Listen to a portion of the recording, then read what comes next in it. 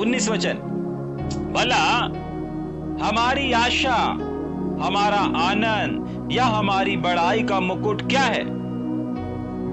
3 चीजें। पहली, हमारी आशा, हमारा आनंद और हमारी बड़ाई।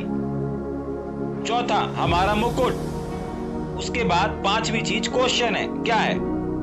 ठीक है, एक व्यक्ति की, एक सेवक की आशा किस पर है? आनंद किस में छिपा हुआ है? बड़ाई कब होती है? मुकुट कब मिलता है?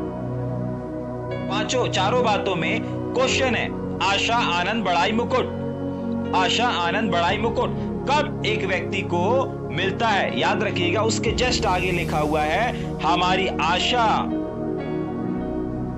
तुम हो, हमारा आनंद तुम ही हो, हमारी बड़ाई तुम ही हो, हमारे मुकुट मिलने का कारण तुम ही हो। और ये सब कब? जब प्रभु यीशु मसीह आएगा। याद रखिएगा, इस संसार में भी जब आप परमेश्वर के काम को करेंगे, सेवकाई को करेंगे, आपको प्रतिफल मिलेगा।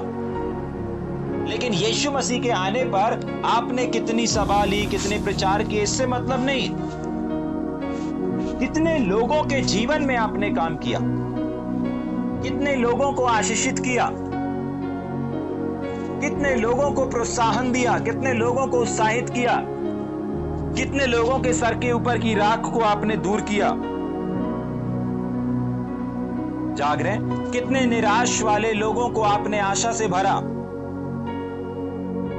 अगर आपने ऐसे सेवकाई नहीं किया, आपको मालूम, मैंने अभी बोला ना कि बहुत सारे लोग, आज की जनरेशन क्या देखती हैं? ज्योति को देखती हैं, ज्योति है खुद, और ज्योति को ढूंढ रही है कि मैं ज्योति में चमकूंगी, चर्च में मुझे अवसर मिलेगा, चर्च में मुझे माइक मिलेगा, चर्च में मुझे ये मिलेगा, तब मैं कुछ करूंगी या कुछ करूंगा।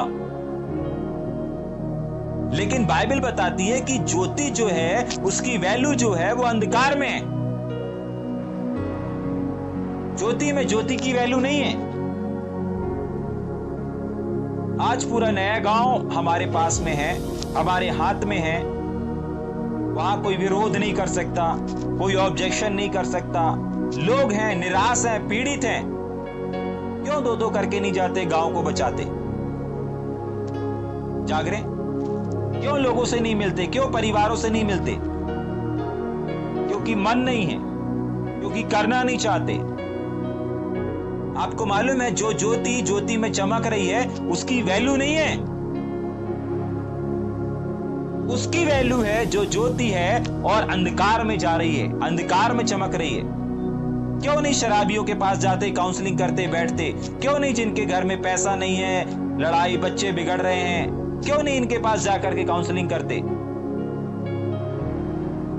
क्यों नहीं इनको वचन सुनाते?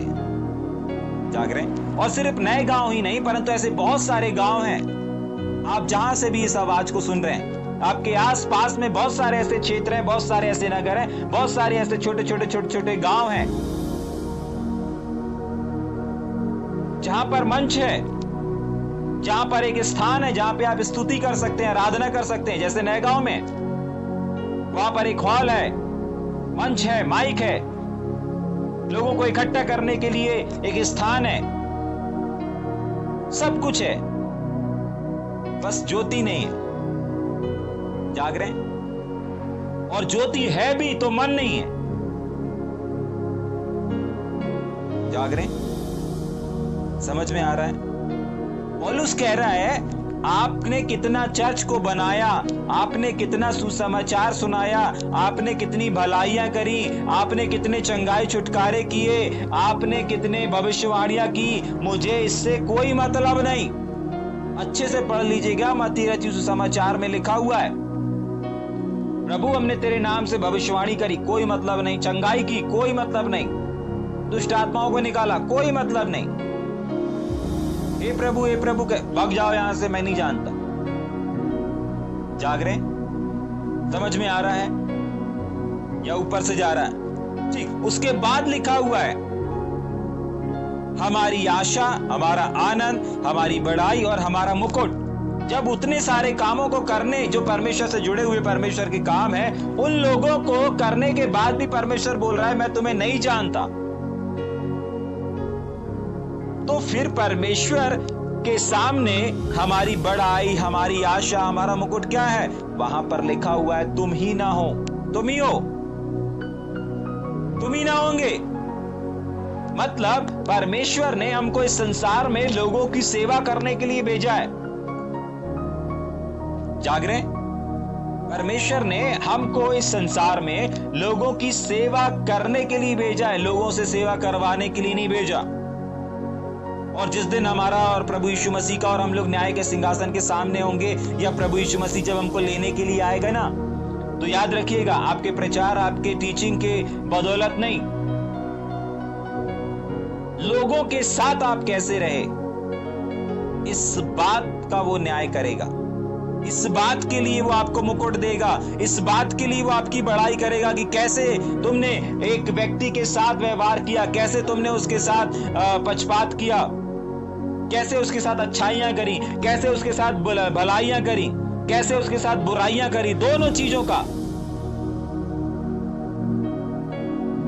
अगर आज आप लोगों के साथ गलत करके, अन्याय करके अगर आशा रखे हो कि परमेश्वर हमको बड़ा प्रतिफल देगा, तो ये सही नहीं है।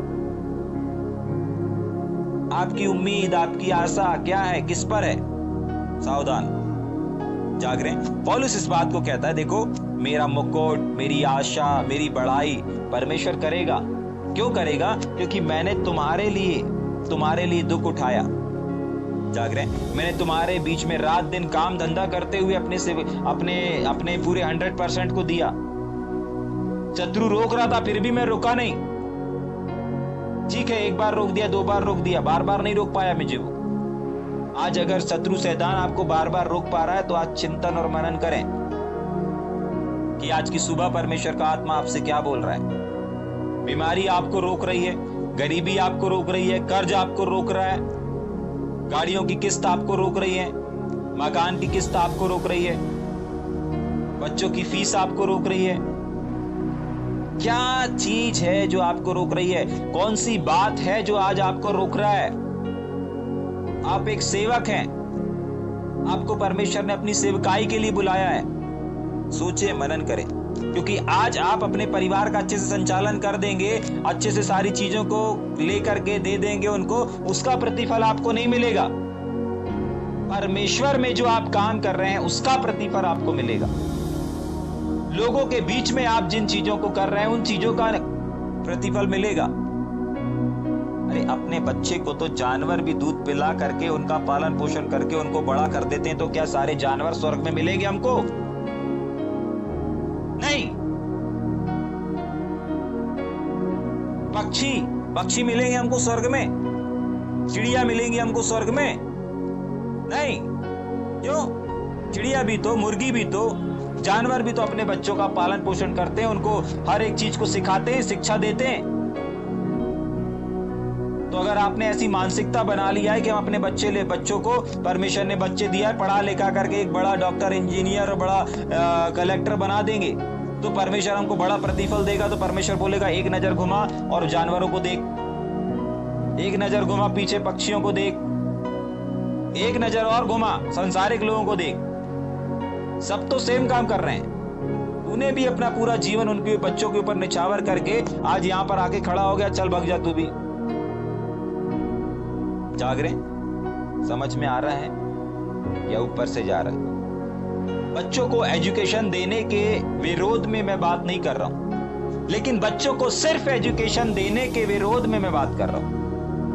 जो परिवार अपने बच्चों को एजुकेशन के साथ साथ संगति में नहीं ला सकता, मीटिंग में नहीं ला सकता, सभा में नहीं ला सकता, प्रतिदिन उनको 2 घंटा 40 मिनट परमेश्वर के वचन से सिखा नहीं सकता, उसके बच्चे बड़े होकर के और उसका जीवन अनंत जीवन में नहीं पहुंच सकता। एजुकेशन देना गलत नहीं है, बच्चों को शिक्षा देना, अच्छे स्कूल में भेजना गलत नहीं है, लेकिन सिर्फ एजुकेशन देना और वचन की शिक्षा ना देना ये गलत है। जाग रहे? सिर्फ स्कूल के लिए समय निकालना, संगति, फेलोशिप, मीटिंग के लिए समय ना निकालना ये गलत है। स्कूल के लिए समय देना गलत नहीं है, लेकिन सिर्फ स्कूल के लिए समय रहना आपके बच्चों के पास ये गलत है।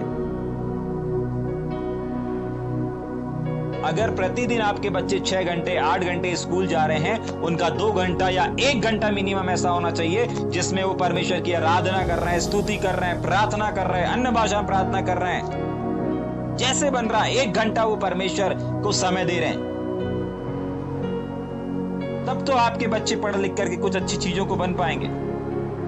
और अगर बन भी गए तो फिर वो आपके साथ नहीं रहेंगे, अलग दुनिया बसा लेंगे। और ऐसा हो भी रहा है, ऐसा हो भी रहा है।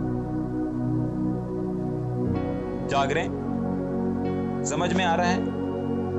बाइबल बताती है, मेरी आशा, मेरा आनंद, मेरी बड़ाई, मेरा मुकुट हमारे प्रभु यीशु मसीह के आने के समय तुम ही लोग होंगे। तुम्हारे लिए मैंने तुम पर आशा रखी, तुम्हारे लिए आनंदित हुआ, तुम्हारे लिए मैंने कष्ट झेला। और परमेश्वर इस बात का न्याय करेगा, पौलुस तूने उसके लिए दुख उठाया, पौलुस की बड़ाई होगी, पौलुस आनंद का कारण बनेगा। जाग रहे? आज आप भी लोगों के आनंद का कारण बन सकते हैं। जब परमेश्वर आपको देखे तो बोले, अरे तूने इस भाई के लिए इतना किया, तूने इस बच्चे के लिए इतना किया, तूने इस व्यक्ति के लिए इतना किया। परमेश्वर आपके मन को, कल अपन ने इस बात को पढ़ा था, परमेश्वर हमारे मन को जांचता है और परमेश्वर हमारी सेवकाई का गवाह है। कुछ काम मिले, कुछ जिम्मेदारी मिली, कोई देख रहा है तो कर रहे हैं, कोई नहीं देख रहा है तो कर रहे हैं, परमेश्वर गवाह है, याद रखिएगा। समझ में आ रहा है या ऊपर से जा रहा है?